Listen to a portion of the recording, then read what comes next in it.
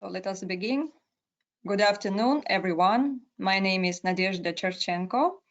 I'm a coordinator of National Chapter ISAP Kazakhstan, and I am pleased to welcome our distinguished speakers and participants to our webinar, Black Market and Policy of New Psychoactive Substances in the Asia region, hosted by ISAP Kazakhstan.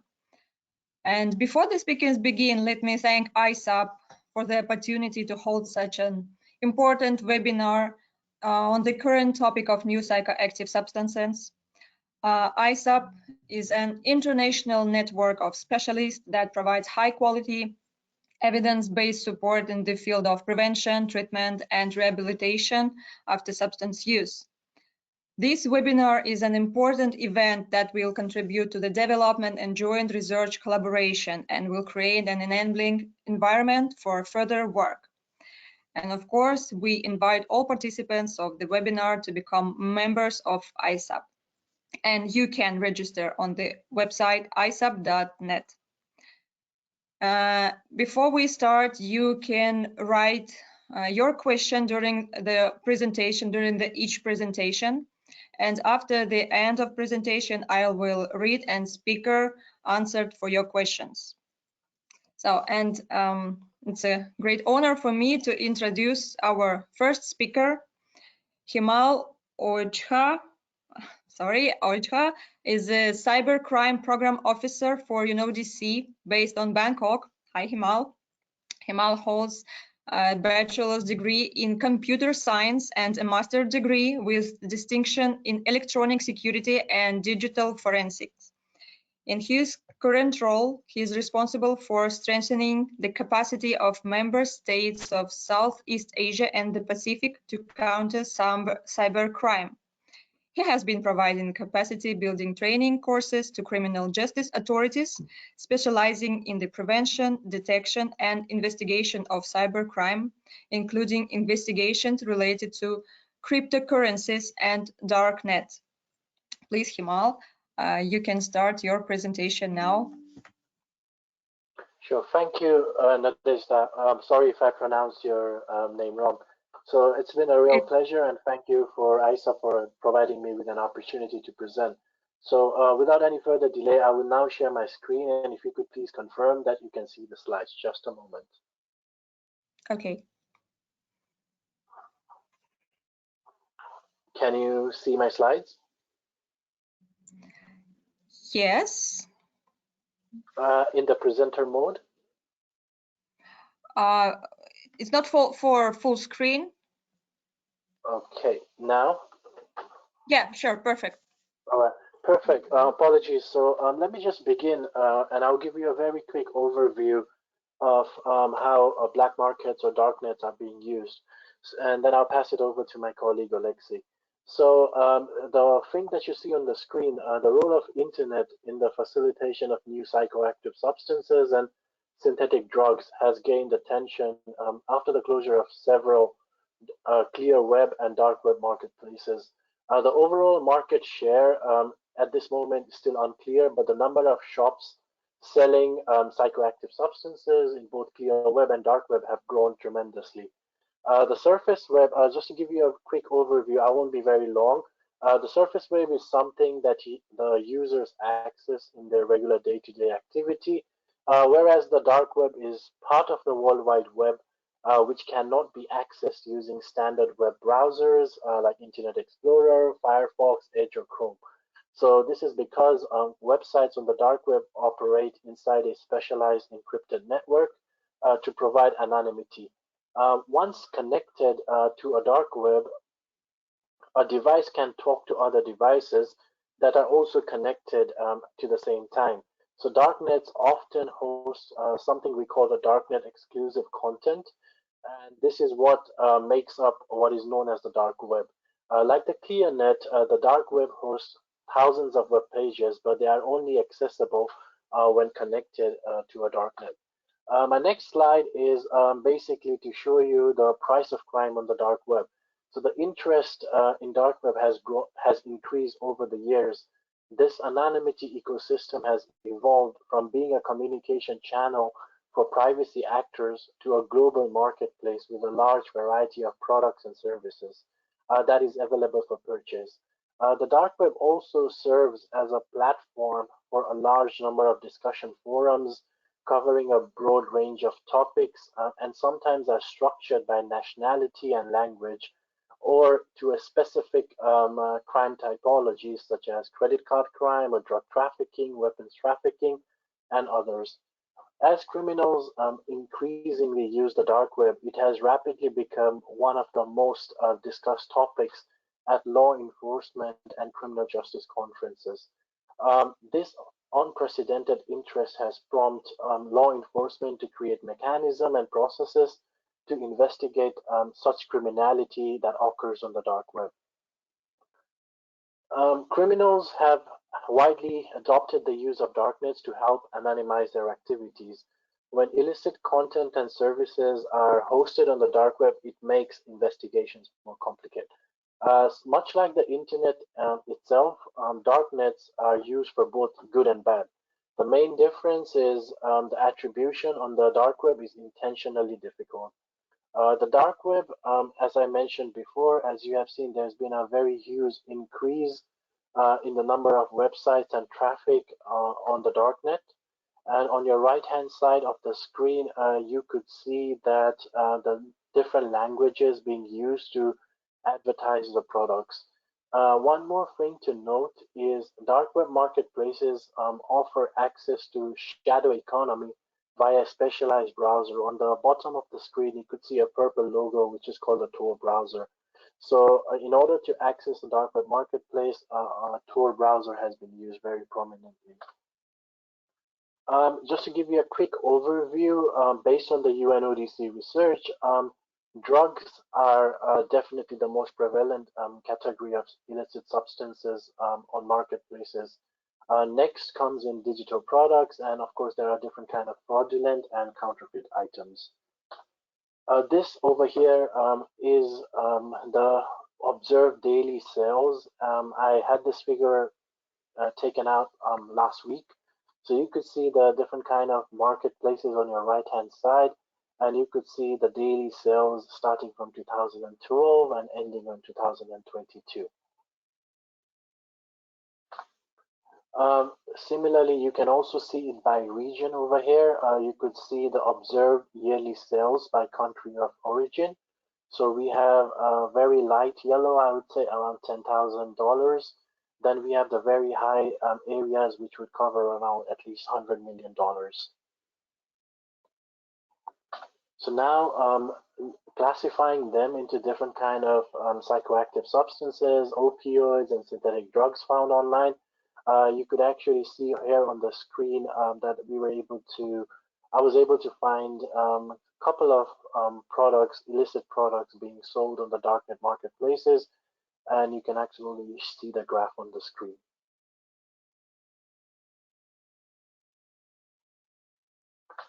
In addition, just to give you a quick round of how it works, it basically works as an online shopping platform.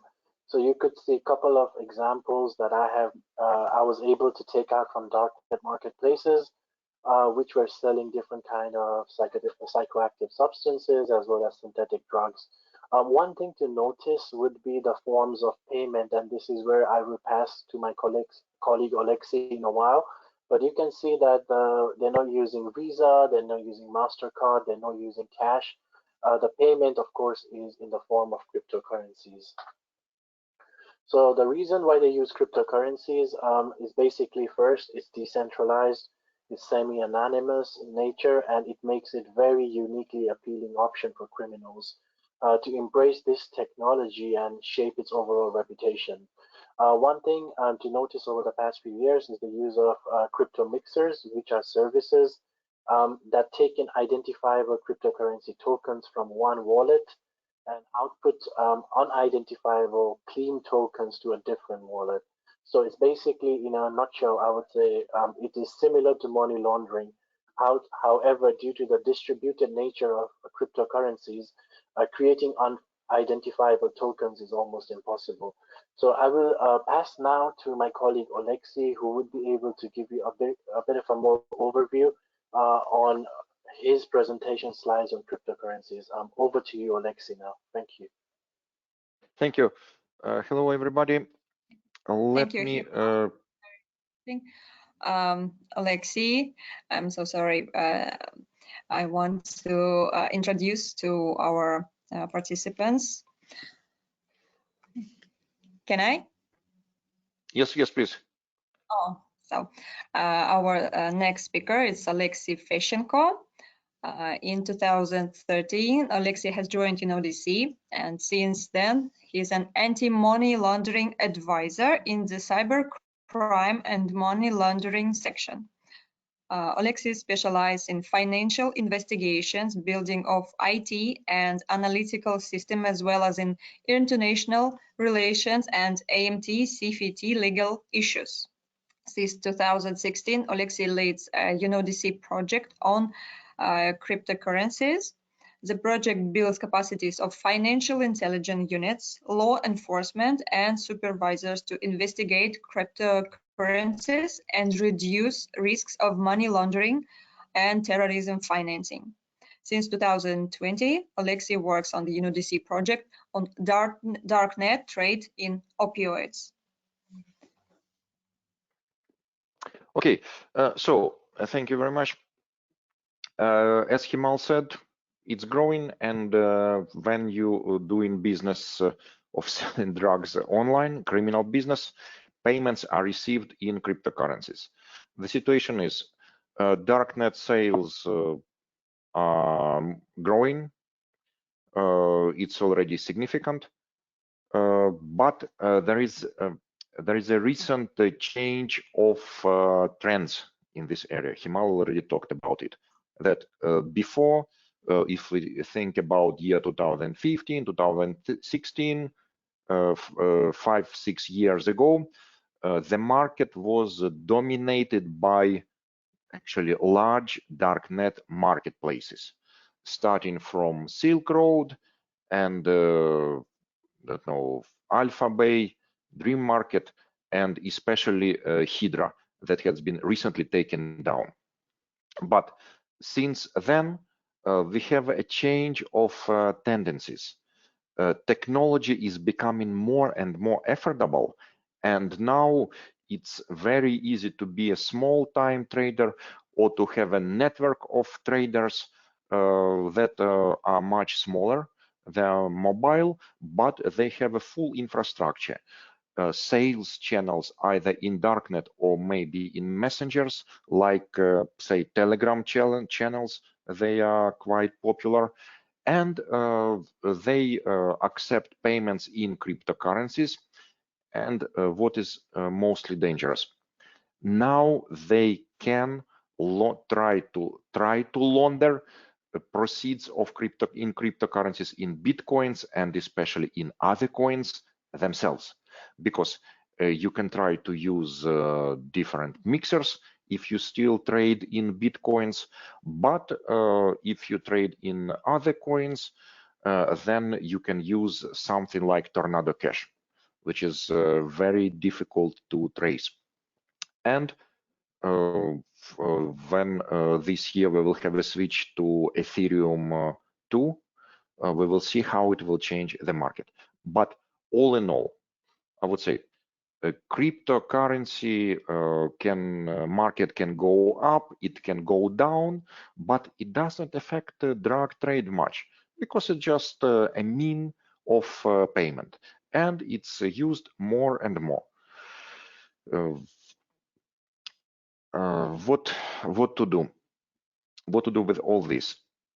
The solution is government agencies, law enforcement, but also policymakers must have first understanding how cryptocurrency markets operate, then have 3 skills in place and capacities to do 3 things: to trace coins, to seize and confiscate criminal cryptocurrency. This is not easy. And most important, to regulate this market and supervise it. Because as of now, the bottleneck of all dirty cryptocurrency business is if you trade drugs online, still, you cannot live 100% in Bitcoin.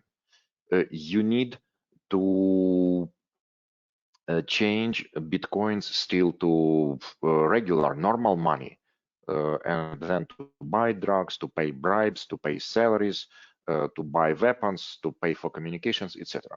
So this is a choke point, and governments can use it. To do this, to help this, UNODC is running for more than already 6 years cryptocurrency practical trainings.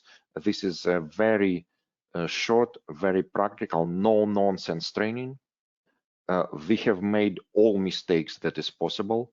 Now it's a really very streamlined course, and literally in 3 days, if you just have general understanding of drug trade, or if you know how money laundering operates, or if you have some cyber skills, in 3 days, literally, after this, you understand how this operates, and you are able, literally, to start investigating cryptocurrencies. The idea is that it's like normal policy matter. To provide securities on the streets, you need to have a certain number of officers who patrol the streets, and you need someone who is observing what's going on, to provide information, and if something goes wrong, immediately sends an alert. Same with cryptocurrencies. You need enough officials, you need enough officers to keep an eye on this area and to be able to investigate if necessary. And we help to build this critical mass of experts very fast. Also, we are doing trainings for policymakers, and we can help to set up regulation and supervision regime very quickly. Again, the training is very practical. You get a lot of practical exercises. You exercise with real Bitcoins. You exercise to seize real coins, and you investigate real cases. Some of them are still alive. For example, there are certain real life cases where you can literally see there are, I don't know, 13 Bitcoins that have not been laundered yet, and you see them in real life. We can do it online, we can do it in the classroom training. It all depends on the situation, and it's useful for almost all areas of government officials, not only law enforcement, also drug prevention, policymakers, judiciary, also for financial system. If you need, that could be forensic experts, anyone. That's it. Thank you very much. Thank you so much, Alexei. And I think we have some questions for you and for Himal, if you can.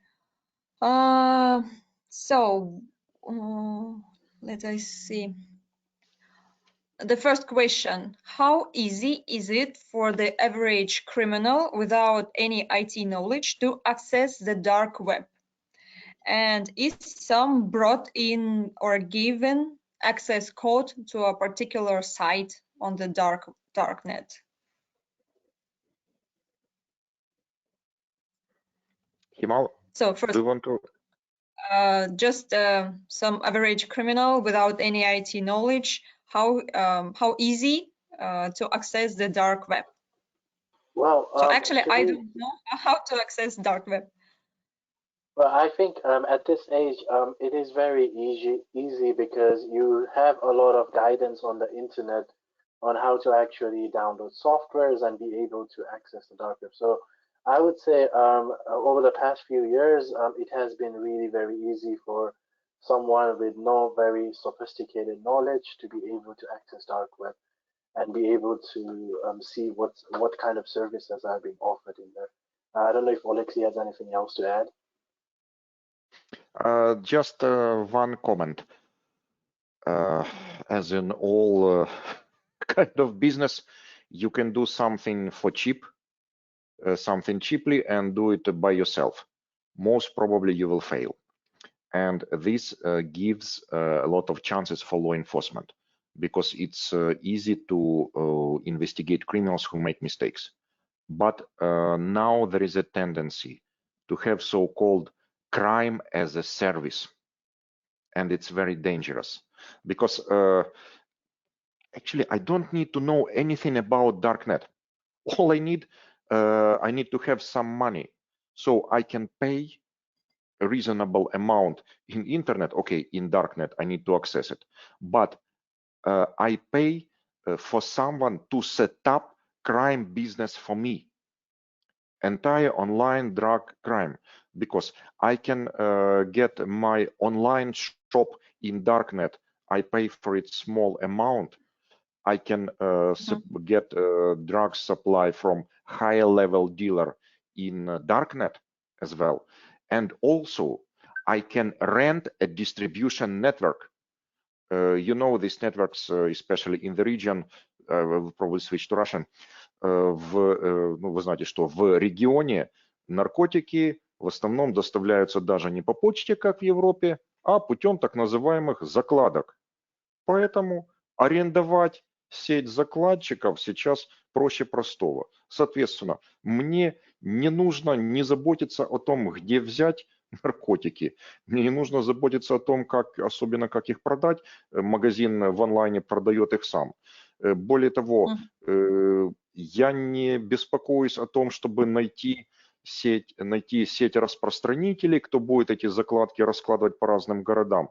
Это сделают за меня. Я просто плачу за услуги, за этот сервис. Дальше, если мне нужно отмыть деньги, тоже я могу попытаться сделать это сам и наделать кучу ошибок. А можно за умеренную плату в том же Даркнете найти специалистов, которые мне все это сделают на высоком уровне. И мы имеем очень быстро растущий онлайн бизнес. Thank you. Thank you, Alexei. Thank you, Himal. So if I heard that some doctors and they can help in this dark net to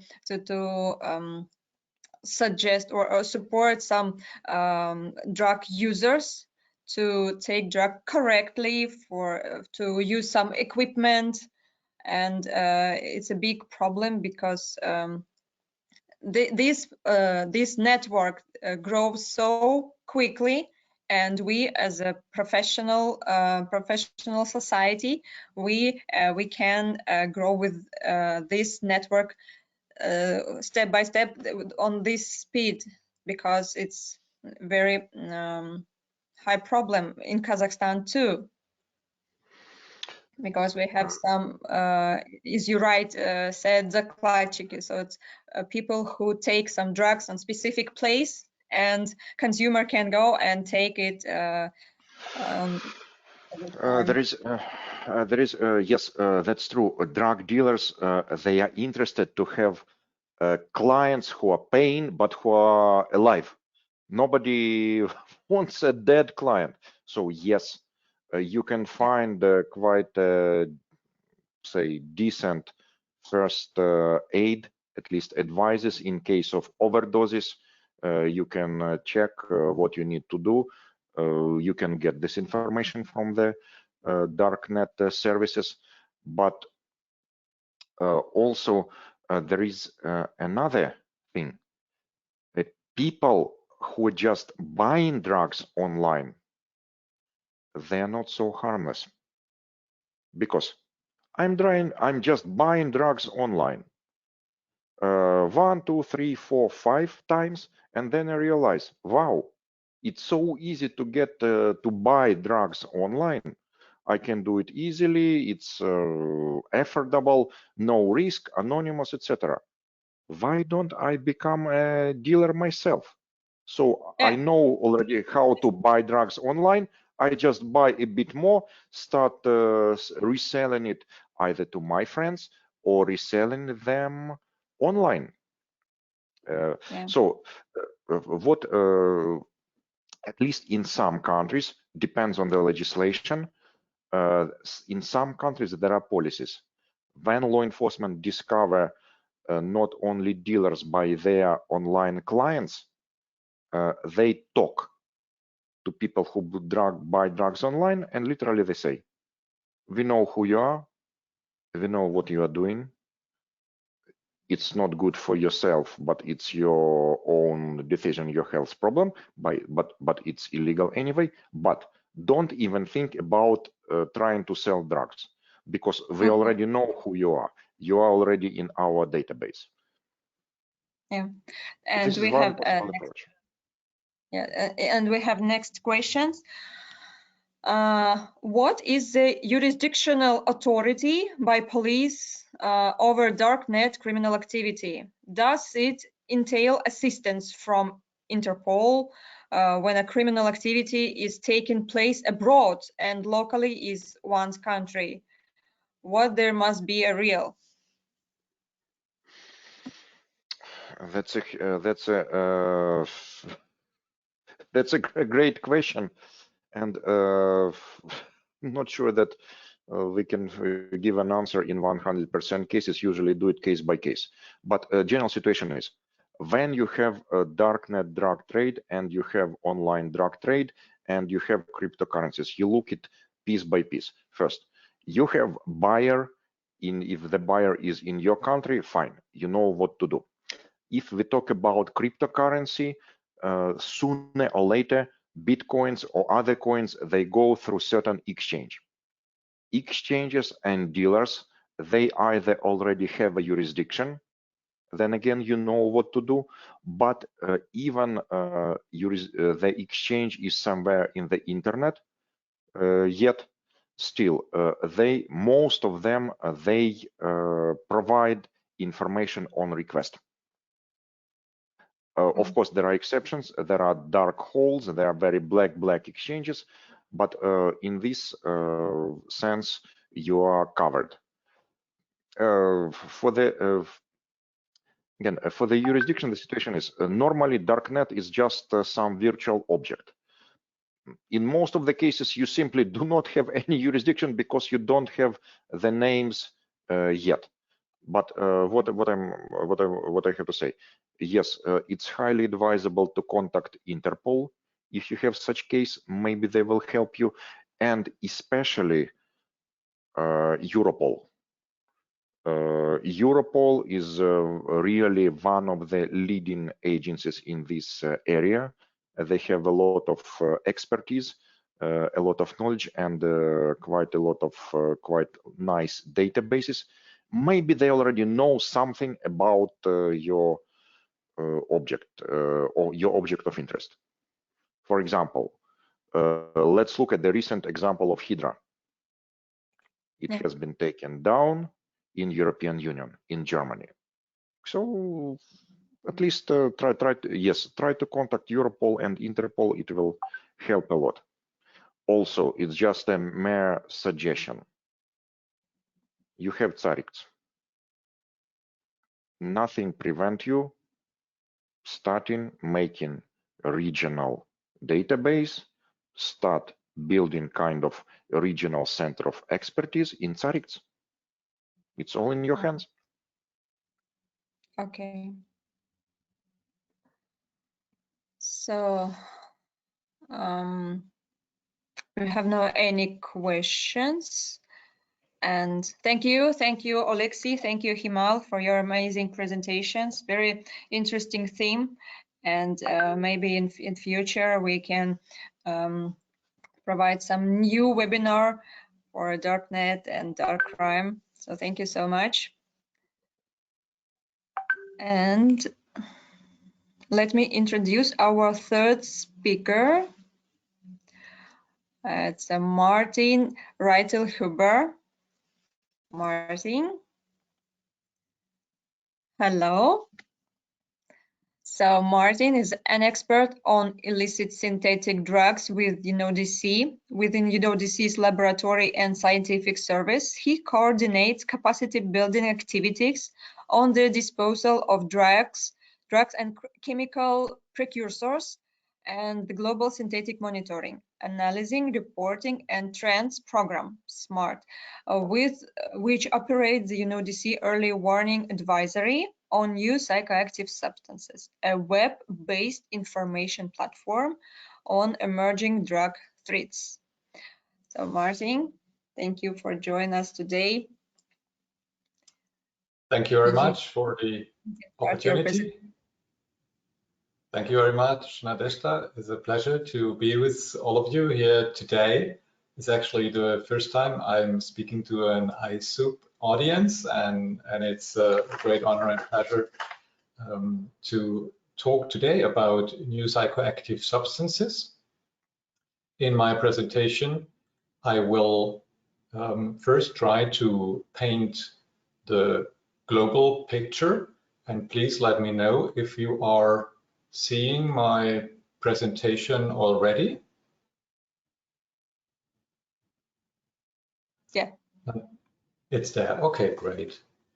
And after the global perspective, I will show what we know about Asia, Southeast Asia, and Central Asia in terms of NPS prevalence and trends.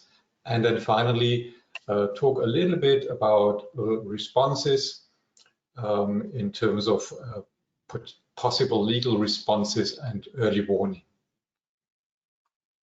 So global perspective, before we talk about new psychoactive substances, let's look at what we understand, how we define new psychoactive substances.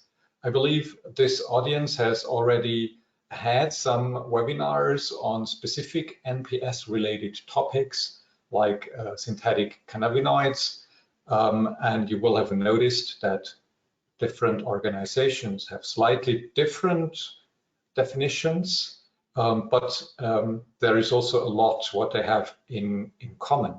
The definition we use at the United Nations Office on Drugs and Crime is that new psychoactive substances are substances of abuse, and as iSoup audience, you will notice that this is an older definition where we're no longer talking about abuse, but rather of substance use these days. And these substances, they can be either in a pure form or presented as a preparation. And these substances are typically not controlled by the international drug conventions, but they may pose a public health threat, meaning they can be harmful, very harmful indeed, to users. Now, it's quite important to know that new in this context does not necessarily mean all these substances are a new invention from some drug traffickers, but rather many of these substances have been invented many years back, decades back in some cases, but they have not emerged on illicit drug markets. So their emergence is recent, but the fact that this substance is known to researchers doing medical or pharmaceutical research, for example, that fact is not necessarily always new. So here the features of new psychoactive substances, or NPS, how we call them. They're not controlled by international drug conventions, but they may be controlled by national legislation. They have become recently available, and they mimic the effect of traditional drugs. They are associated often with serious health risks, and they have little or no history of medical use. Globally, you may wonder, are NPS a topic maybe for your country, your region? And here on this world map, you see color-coded how many new psychoactive substances have been reported by countries. And apart from the hotspots, which you may have suspected, Europe, North America, there are also some other parts of the world where a large number of new psychoactive substances have been reported in recent years. And that includes, for example, countries in Asia, starting with China, but also going into Central Asia, You see here Kazakhstan in blue, for example, but also Southeast Asia, Malaysia, Indonesia, etc. So literally, all countries which are looking for new psychoactive substances, they will also find these new psychoactive substances. We heard from my colleagues that it is possible to obtain many of these substances also through the internet, through the darknet, being sent anonymously by postal and courier services, for example. And that just works in any place of the world. And that's why I'm pretty confident to say that new psychoactive substances exist everywhere to some extent.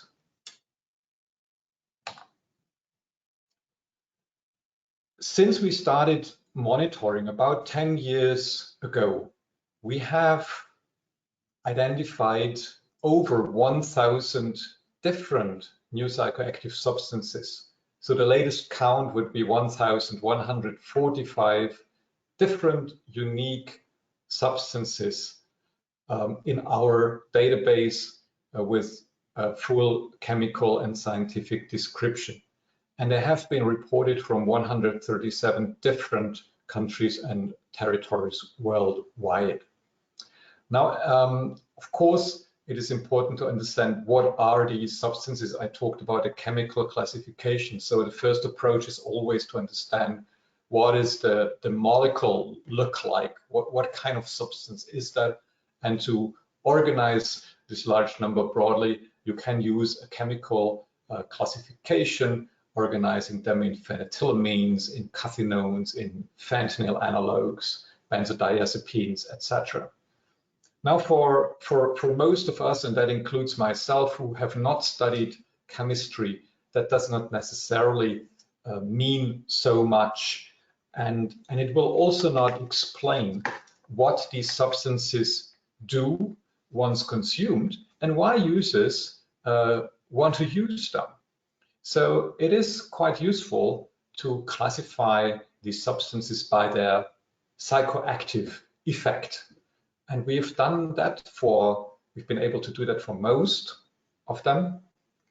And you will see that a large number of these substances are actually stimulants. So they have a stimulant effect, similar to drugs like amphetamine, methamphetamine, cocaine. These are all typical stimulants, almost equally large number. They work on the cannabinoid receptor system in the central nervous system, and we call them synthetic cannabinoid receptor agonists. It's also a very large and very diverse group of substances, mimicking to some extent the effects of cannabis. And then there are some smaller groups like the opioids. They have effects like drugs like heroin or fentanyl, or sedatives. They're working more like benzodiazepines, which you might know from medical practice. And finally, of course, also the hallucinogens. A classic hallucinogen would be LSD. Now you find many NPS mimicking the effect of LSD, for example, on the market.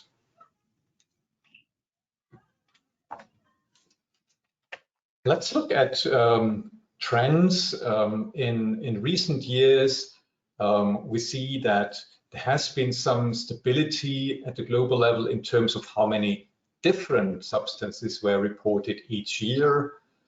Of course, not all these 1,000 substances are on the market at the same time. Actually, it's a very dynamic market. Some substances come, others leave the market, they get out of fashion, they're being controlled, and maybe the risk is too high to traffic them, so they disappear, or they have unpleasant side effects and do not have the intended effects, and users simply don't want them anymore. So what we see here as a relatively stable picture until 2020 is in fact hiding a very, very dynamic market in terms of which substances are present in each group. 2021 We're still getting new data in from some countries, so I would expect the total number to be very similar to what we have seen in past years, and the same is true for 2022. You see that we get up-to-date information from some countries very early on, so we're already building the database for 2022, and we'll have more information available basically every month. I would like to highlight one very important development here, and what you see in a dark red as the second top most category, the synthetic opioids. In the early years of new psychoactive substances, this group was basically non-existent, but it has gained prominence in recent years. It is connected to the huge overdose crisis in North America, where fentanyl and fentanyl analogs play a major role in often fatal overdoses. It is one of the groups which worries most in terms of the public health harm and the risks they're presenting, because overdoses are often fatal, and the synthetic opioids on the market, they are extremely potent, having a potency, multiple potency compared to morphine or heroin, and are extremely difficult to dose. Let's move to Asia and see what we know about specifically here East and Southeast Asia. The overall picture of which substances or how many substances of each group were reported is not so different. Of course, we have a subset of the global picture here. A total of close to 500 different substances have been reported in the past years, and they're distributed more or less in the same way, like at the global level, with the exception that the synthetic opioids are a smaller group in Asia compared to what we see at the global level, and that is connected to the fact that these synthetic opioids play a more prominent role in North America, to some extent in Europe. Let's also look at the trends. Here we see a clear decline in terms of the number of different substances reported. Please note, this does not mean they are less popular. It does not mean fewer people are using that. Here we are just looking at statistics which show how many different substances are present on the market in a specific year. Indeed, we can talk about a certain market consolidation in terms of the different substances here present in Southeast Asia. I would like to highlight the stimulants, which play an important role here. And we're going to look at how they look like in real life, so to speak, in a minute, and the synthetic cannabinoids, which are also relatively important in terms of use in Southeast Asia.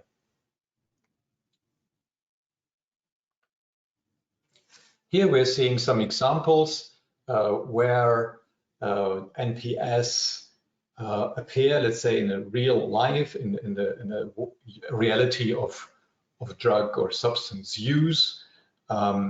All these tablets have been offered as ecstasy. Ecstasy is supposed to contain MDMA as the active substance. That is not always the case, as you will know, and ecstasy tablets can contain all kinds of different substances and all kinds of combinations of substances. And in Asia, it is not uncommon that ecstasy tablets contain a mix of different substances, including or not MDMA. We're seeing here some examples. For example, the second one found in Singapore, where we have First, a synthetic cannabinoid in an ecstasy tablet, which would certainly give very different effects compared to what the user would expect. We would have some methamphetamine in that tablet that is a stimulant and widely available, also pretty cheap in the region. Utilone, a stimulant, a synthetic cathinone with stimulant effects, which is relatively common in recent years. And then finally, ketamine, another drug relatively widespread. None of them is MDMA. That shows also the problem we're having here with such mixtures, that they have a wide range of different effects on the user, which are hard, if not impossible, to predict, and can lead also to unwanted effects. Let's look at two more examples which have been marketed as so-called happy water. You will notice that we are not seeing any water here. It is the powder which is sold to produce a drug called happy water, which means you mix this powder into a drink, which you then consume. Again, we have the problem here that this powder contains an unknown combination of substances. Here we're seeing the presence of ketamine and methamphetamine. Methamphetamine is not an NPS, of course, neither is diazepam, but ketamine we count as an NPS, and because it is largely produced in clandestine laboratories in Southeast Asia, although, of course, it is also medicine. It is used in medical practice, both in human and veterinary medicine. But the ketamine we're finding on the drug market is mainly from clandestine manufacture within the region. Finally, a look at Central Asia. Overall, you will notice that the number of different new psychoactive substances reported from Central Asia is much lower. We also have a smaller number of countries here. Out of the 5 STAN countries, only 4 have reported new psychoactive substances: Kazakhstan, Kyrgyzstan, Uzbekistan, and Tajikistan. We see a prominence of synthetic cannabinoids in the region, but also the stimulants are important, particularly in terms of use, to the extent that also clandestine laboratories producing NPS with stimulant effect have been found in the region. So it is a largely underexplored phenomenon, I would say, in Central Asia, and I'm really looking forward to hear more about it from our other presenter presenting results on NPS use later on in this webinar. I promised to go a little bit into the responses. What are countries doing about the emergence of so many different and new substances at the international level?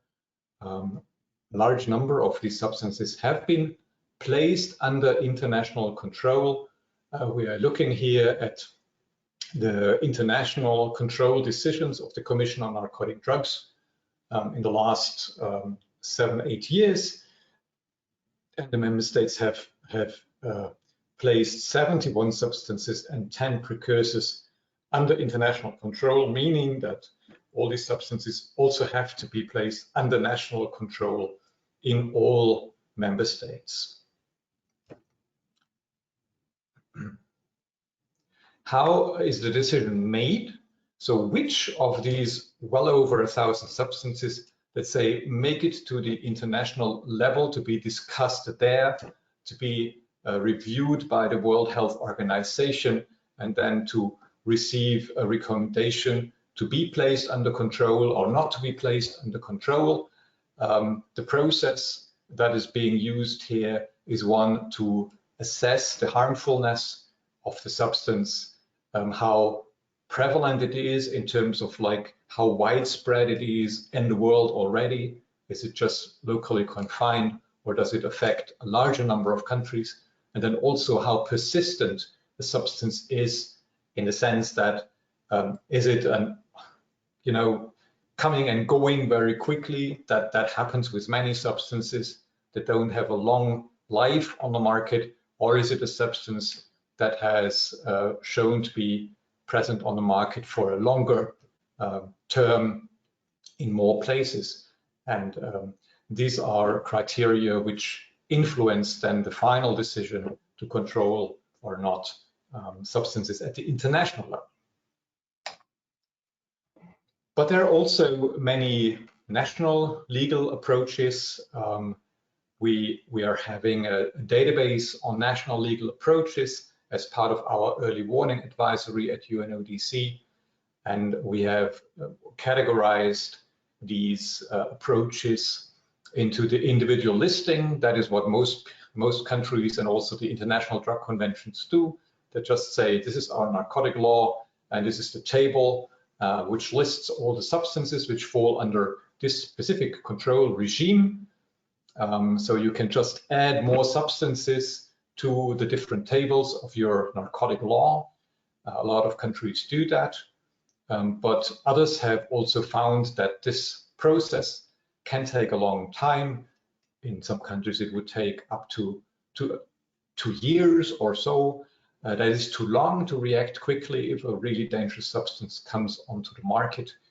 And they have developed faster reaction mechanisms, such as rapid procedures and temporary bans, which allows them to place controls, to introduce controls very quickly, for example, by an administrative decision or by a decree, as soon as they discover that a substance has been trafficked into their country. And finally, other approaches which are trying to catch a larger number of substances at the same time without the need to list them individually. We can see generic legislation that defines a part of the molecule which is common to a large number of psychoactive substances and places all those variations under national control. There are analog controls which have a slightly different mechanism, arguing more with the effect and the similarity of the effect compared to a controlled substance.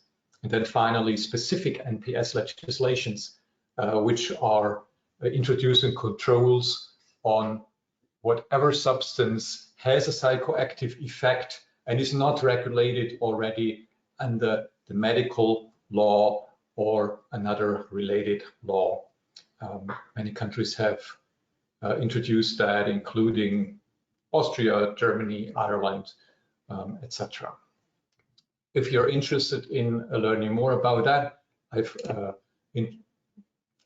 indicated the website. There is a synthetic drug toolkit where you find a lot of materials on this and other topics related to new psychoactive substances and synthetic drugs in general.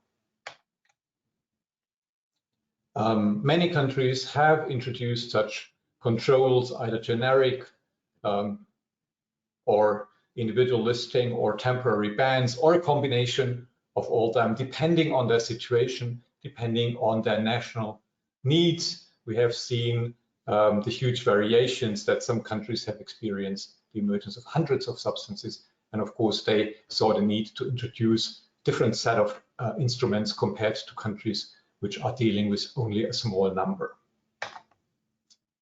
Finally, early warning. This is a concept we are promoting and practicing here at UNODC. We want to know early on what is happening on the market to be able to inform stakeholders.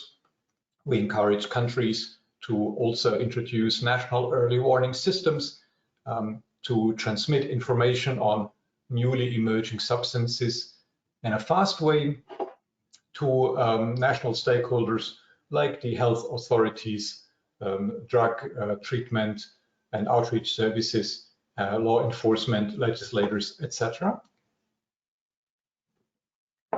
We have a web portal which gives access to the individual substance database with the scientific information of these substances and other material. That includes not only information from seized material, but more and more also from toxicology cases to understand better the unwanted and harmful effects of new psychoactive substances.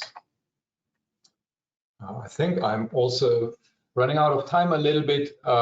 Finally, and this is really the final slide, I think I'd like to invite you to explore our publications, where you will find more information on synthetic drugs and new psychoactive substances in general, including specifically on East and Southeast Asia. Thank you very much. Thank you, Martin. Very interesting presentation.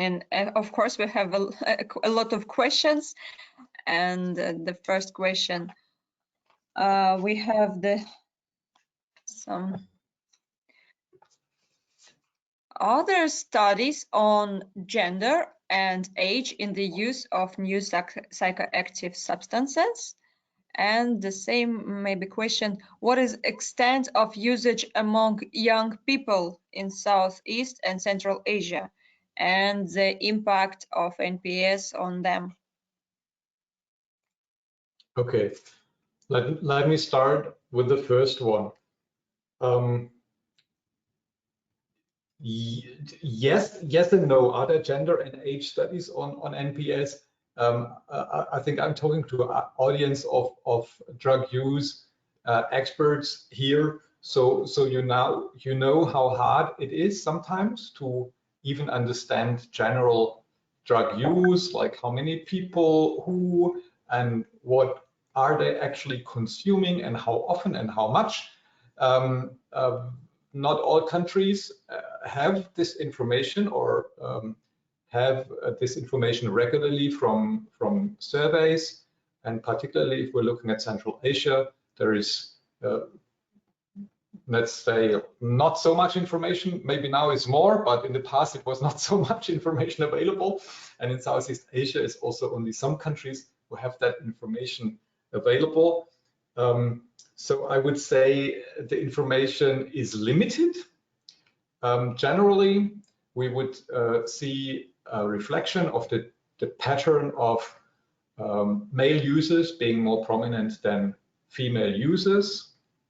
I think that is just a general drug use pattern with traditional drugs. And we have seen also with NPS that they are simulating or mimicking the effects of traditional drugs.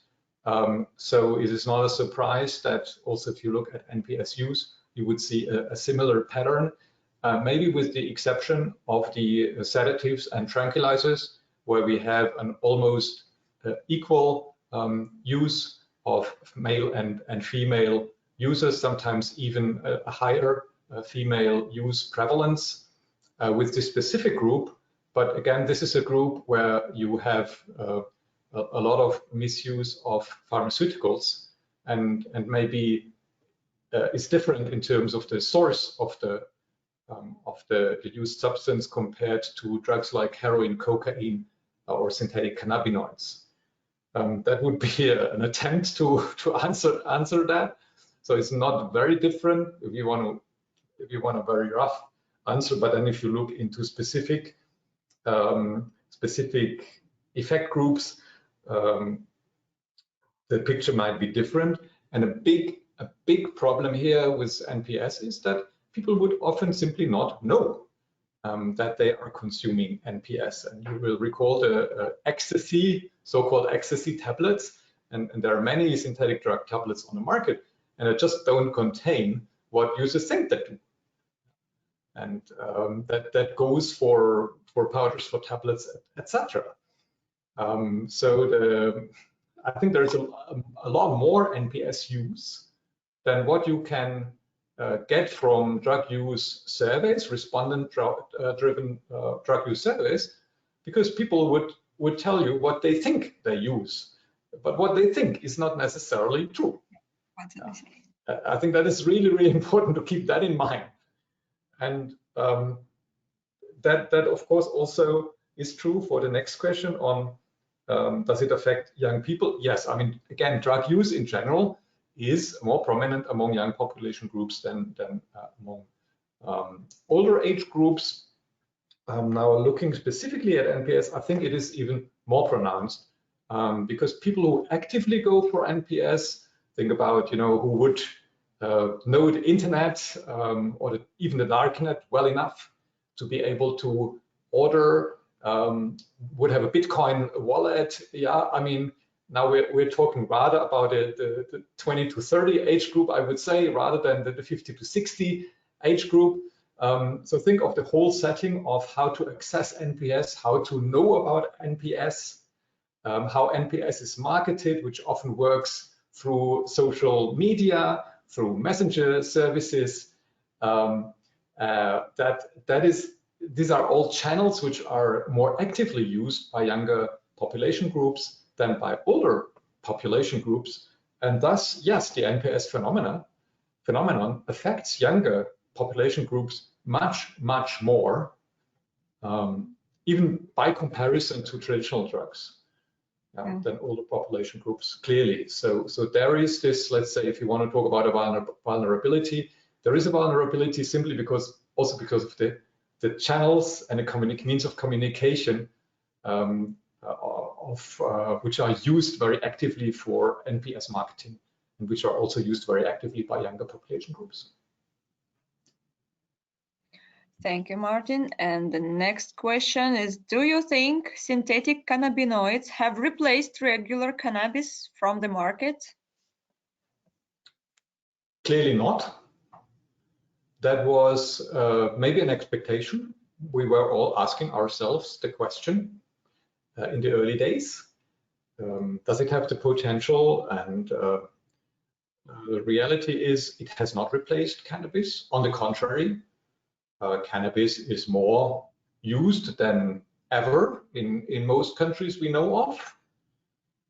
So synthetic cannabinoids have actually found their own niche on the market.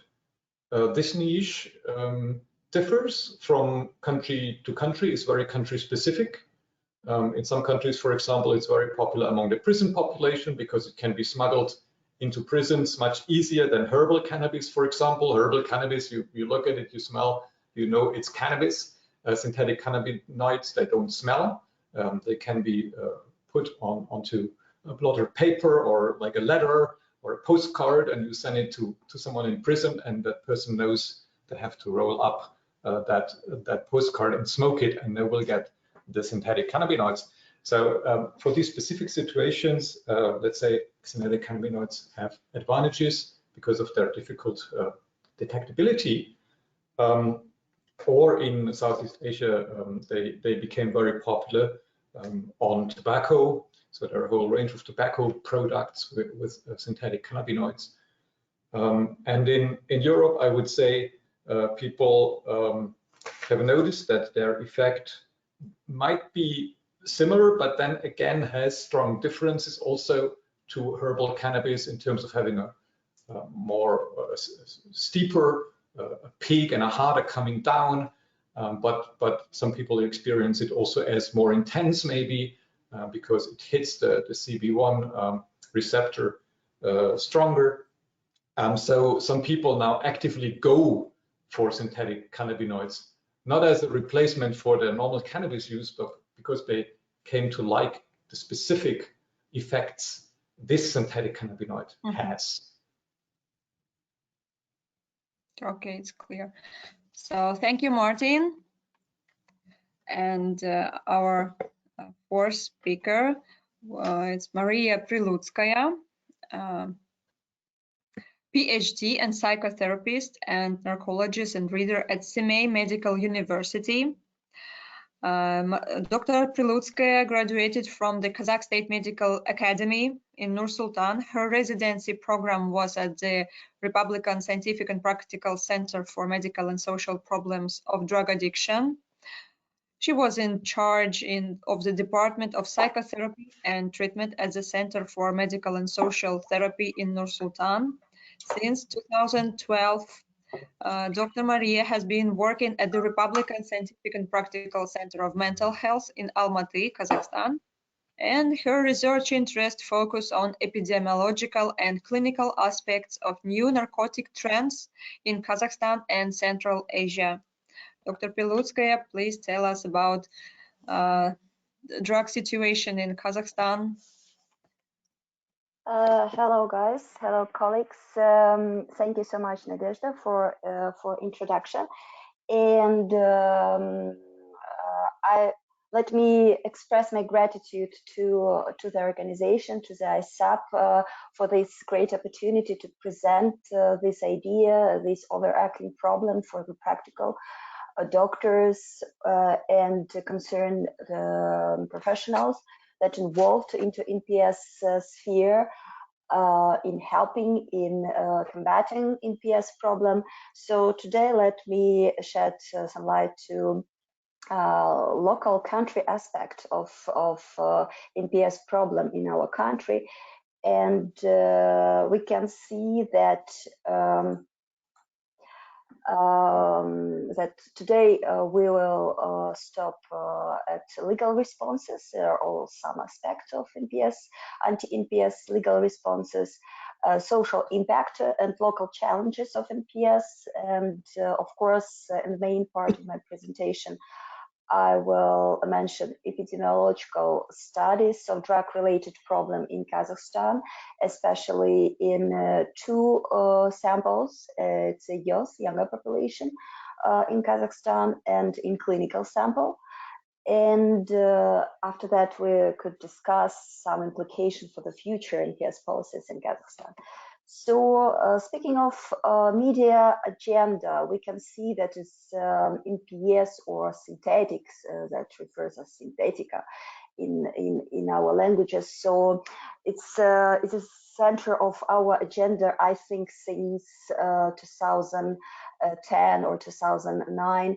And of course, every year we have this growing problem and even hysteria among media campaign, among media companies, and even in our member of parliament, our members discuss this problem and they underline the importance and sophistication of this problem, especially in the context of traditional drug decisions, yes, and policy regulations.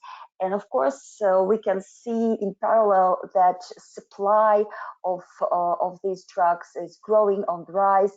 And as a previous speaker said, mentioned that our country is not something special, and of course we take a leading position in Central Asia region, and our bulk sees NPS are really high, in high number, up to tons and 100 kilos every year.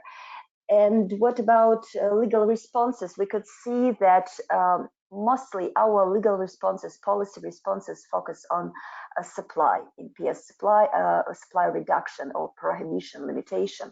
And this starts from 2010 with the level of health regulations, with prohibition order by head health officer, who prohibited smoking mixture trading, open trading, non-age limit trading. And unfortunately, at that time, that wasn't appropriate, because the time, even that time, that required more strict rules and with penalization, criminalization of these trading schemes.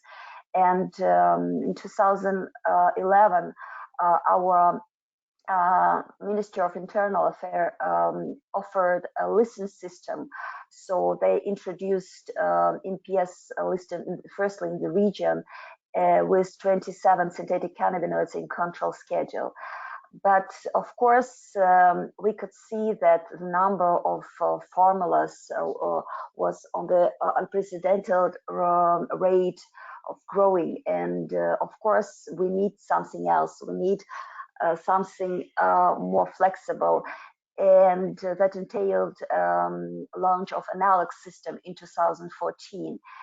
And firstly, that analog system was introduced, when that was introduced, that regulated by two it should be regulated by two types of similarities. First of all, it's chemical similarities, and second one, it should be has to be pharmacological similarity. And of course, it entails a lot of shortages and that forces great resources for this kind of expertise and monitoring. So of course, we have a lot of limitation that follows by new amendments in the law of narcotic drugs law in 2018. We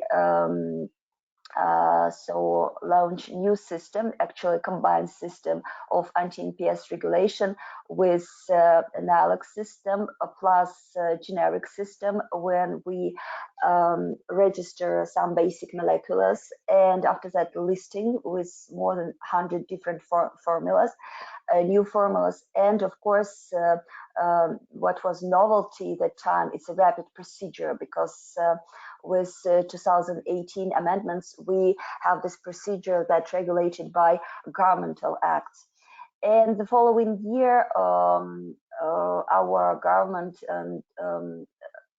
regulated and criminalized NPS distribution with web and digital technologies. And it was about social impact and local challenges of NPS. So we could see that the first official reports on NPS appeared in 2010. By 2016, up to 60 new formulas had been identified in Central Asia, and 2/3 of those substances were seized in Kazakhstan. So this dramatic growth in a number of illegal vendors and marketplaces was identified since 2018. And the total revenue of the most popular drug marketplace sold from 990,000 in 2018 to more than 3 million in 2019. That was referred to so-called Hydra era. Synthetic cathinones prevailed in seized samples, according to the local police report. And methadone and alpha PVP are the most popular NPS sold in dark web here in Kazakhstan. Here you could see the photo of the typical place where our patient in the street could inject traditional drugs, but on the walls you could see advertisement of NPS. So here we could see how it transformed the system, the context of drugs markets in Kazakhstan. And as for data and information, we could see, and I think each colleague could agree with me, that epidemiology is a basic element for the policies, for the treatment, for the prevention, even for law enforcement activities. Unfortunately, NPS epidemiology has a lot of lags and gaps, because it goes beyond routine monitoring. But and here you could see in this slide, you could see the downwarding trend in the number of registered patients with all kinds of chemical addictions. With cannabinoids addiction, it could be synthetic cannabinoids or cannabinoids by definition. Stable trends for polysubstance, and slightly upwarding trends for stimulant addiction.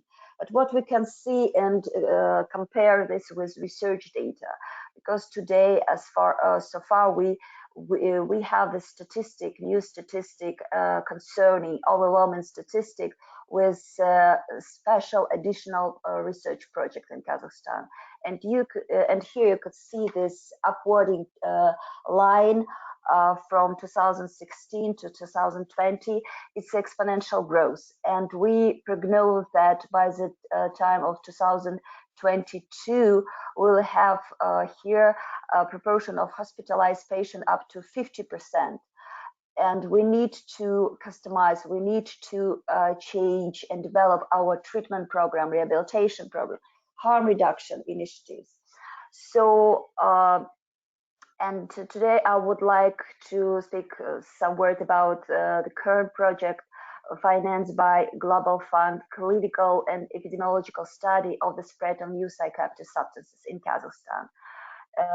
we aim to analyze clinical and epidemiological characteristics of NPS abuse in Kazakhstan with 3 tasks. So we analyze NPS addiction in treatment population, hospital-based population.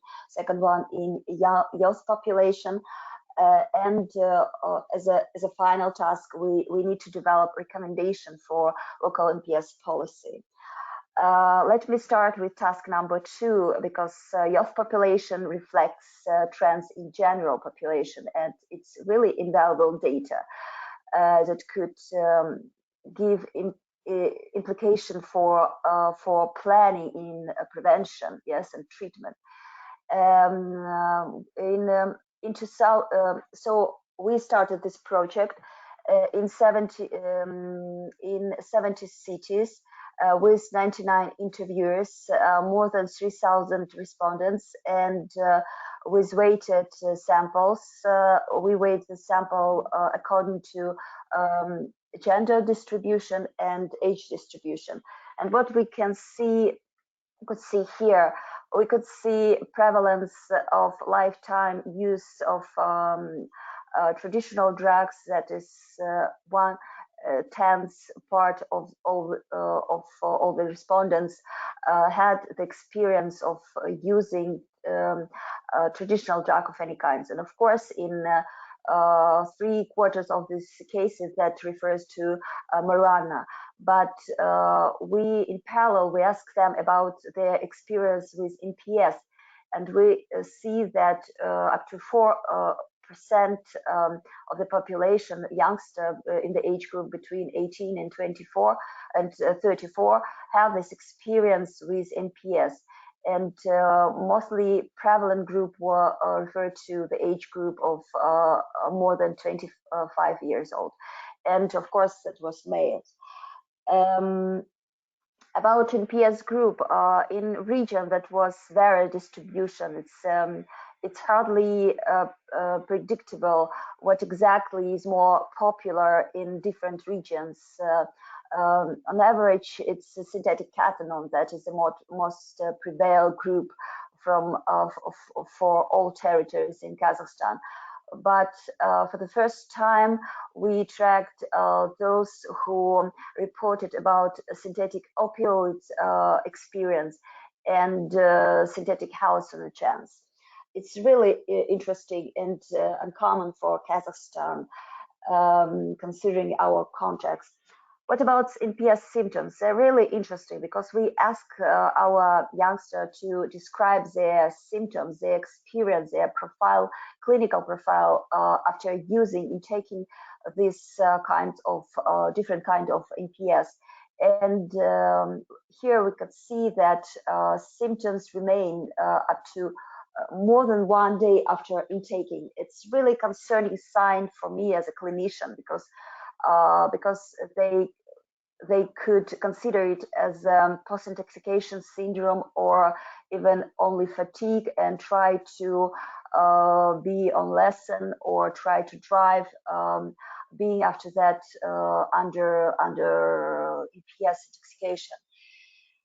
And we asked them how easy it is to buy NPS, to find NPS in Kazakhstan in different cities, and what we can see that their opinion really fluctuates, but up to 25% of them consider that it's absolutely no problem to find NPS and absolutely easy to do it.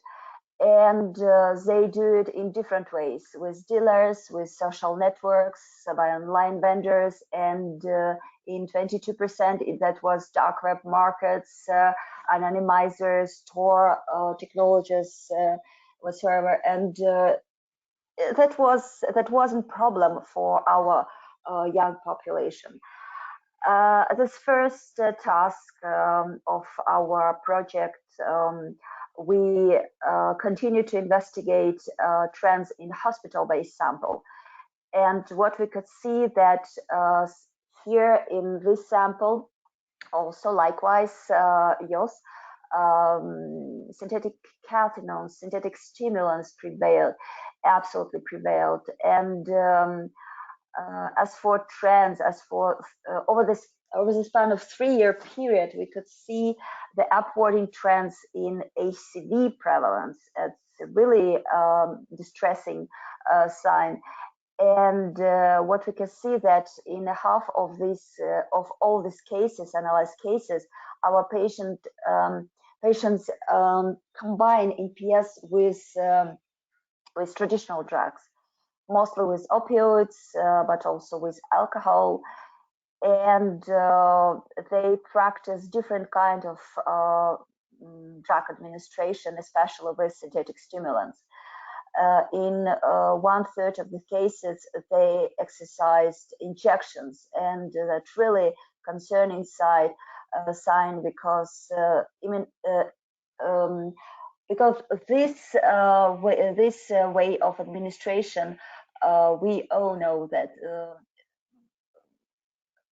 take tolls on their health through HIV, through parental infections.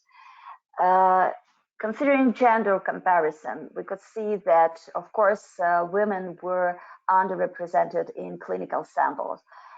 They were younger and less likely to be involved into synthetic cannabinoid use. And in contrast, they prefer synthetic stimulants with higher percentages of positive HIV and HCV status. And about NPS policy, yes, concluding, we could see that for goals for Kazakhstan, current goals for Kazakhstan stay to lay in 4 fields. It's a monitoring, identification, harm reduction, and education. Because without identification, without laboratories capacities, it's hardly we are hardly capable of establishing plausible monitoring system, and it's difficult to understand or to identify cases of NPS using and delineate from a traditional drug use. And with harm reduction, we could see that these growing percentages of NPS using population need to be addressed, need to be educated, need to be provided by different kind of harm reduction technologies, including those with web outreach. And education should be diversified and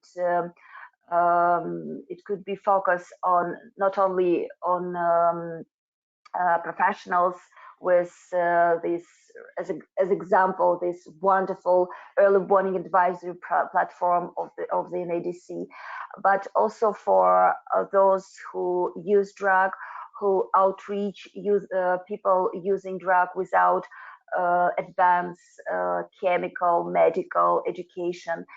And of course, we need a special education prevention, yes, with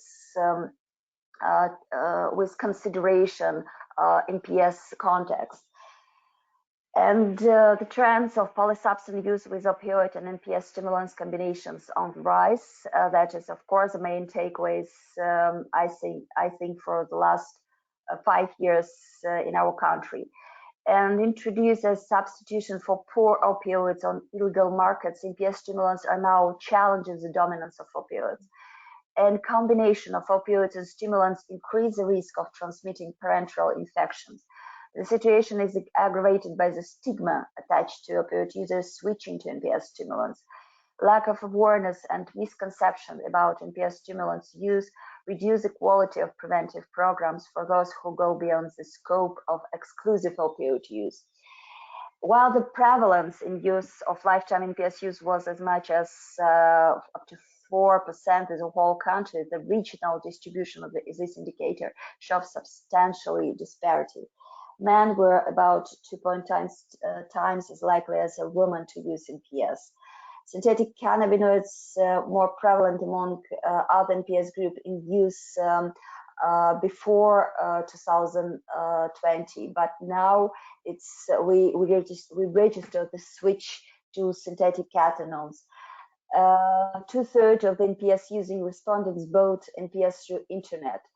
Age was associated with probability of lifetime NPS use. And we could see as clinicians various somatic and mental symptoms were reported to be experienced both within and after NPS intoxication episodes. So thank you so much.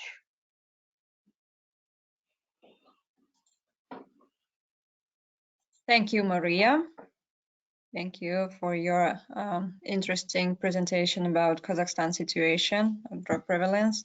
And we have a question. Let me see.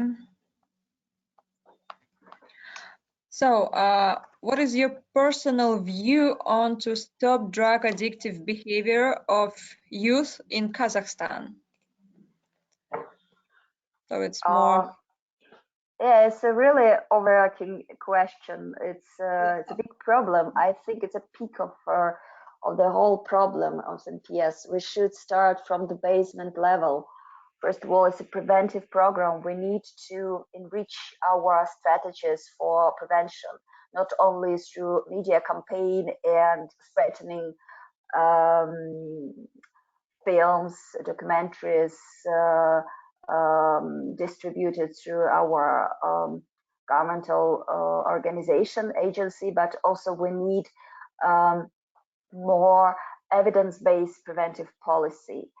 As for those youths who are already involved in the sphere of NPS use, we need to provide these people with rehabilitation programs of different kinds, not only in hospital that so far we have now only with hospitalization. It's really sometimes it could be a great limitation for involvement. And I think we need to monitor, to test our experience, different kind of intervention, and introduce more and more evidence-based, world acclaimed, professionally acclaimed, nationally acclaimed initiatives here in Kazakhstan. So, and the next question is about what is the level of the state response to NPS? As a clinician, so we can discuss about this topic as from clinical side.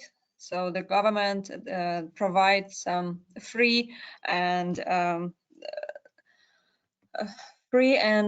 inpatient and outpatient services to treat NPS cases, and we have so many cases from young generation and from adults.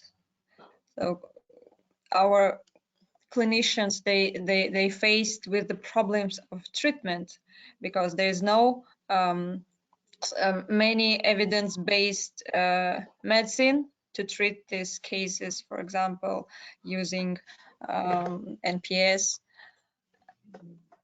So what is your opinion, Maria? Yes, I think actually we do a lot, but mostly we do it in the framework of traditional drug initiatives. So we organize treatment centers with 3-step programs, with rehabilitation, with a lot of activities on the school-based level.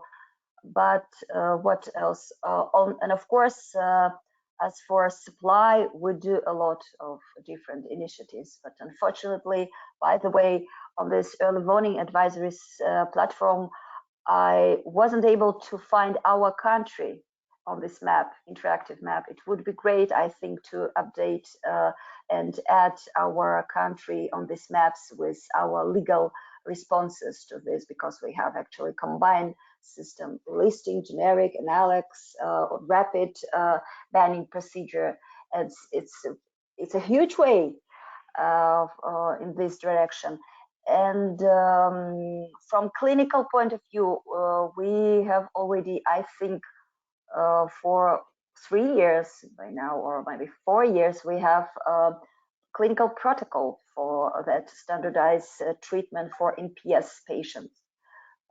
Yes, that's my answer. Okay, thank you, Maria. And I think we're a little bit run of time. So I would like to thank everyone for participants in our webinar. Special thank for our guests and speakers for their great contribution to this event.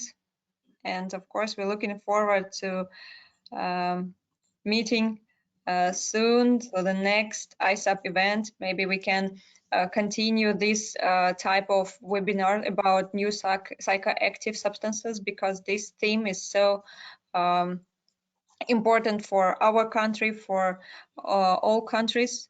Thank you so much for your activity, and I wish all of you very good health, good evening or morning. So thank you so much and goodbye.